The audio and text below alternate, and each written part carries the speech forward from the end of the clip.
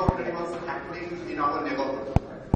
But that didn't register even as an ordinary one on the radar of the people in India. It didn't register at all in our consciousness. Now, there is a method behind all this. Are we afraid of so-called pseudo-secular politics which somewhere stops us from discussing the fact for what it is? Or is it that we are just indifferent? The polity of the country and the world over has to take cognizance of the plight of the innocent. Doesn't matter which community, which sect they belong to. And in this particular case, when at the time of independence, in that part, though Bangladesh has not been yet separated from Pakistan at that time, but registered population of Bangladesh was 1/3 of the total population of that geographical region. But here, in years gone by, there has been a systematic social structural violence which has plagued Bangladesh. And as a result, now we have only 8% of Hindus in Bangladesh. Now that is a question we have to ponder over. What is responsible for that? The method behind this madness has to be understood threadbare, so that it has implications for our negotiation, for our engagement in future discourses. Now, what is the abstract which governs the society? Why is it that India, being a secular country, here the minorities have always felt at peace, have lived in utter harmony, and there has not been any systematic violence targeted against them?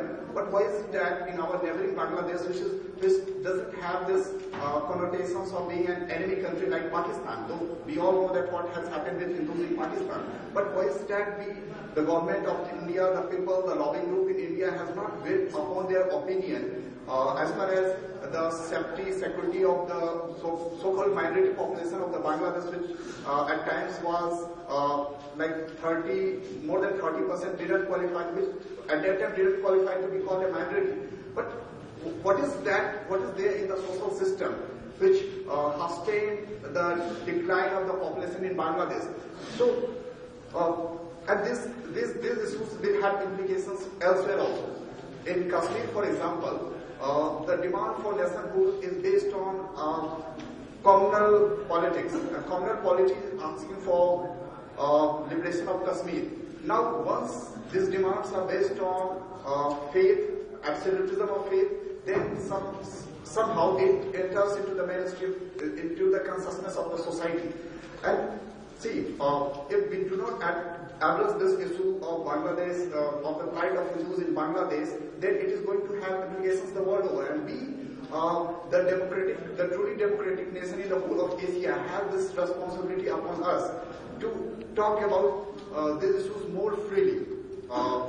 Divorced from the pseudo-secular nature of the polity that has plagued this country since the time of independence. Now, we have to plunge into this debate head-on. We have to ask questions that why this has happened in a neighborhood which is so-called, somehow called friendliness. What is the abstract of the society which has implications, which is converting itself into these kind of issues?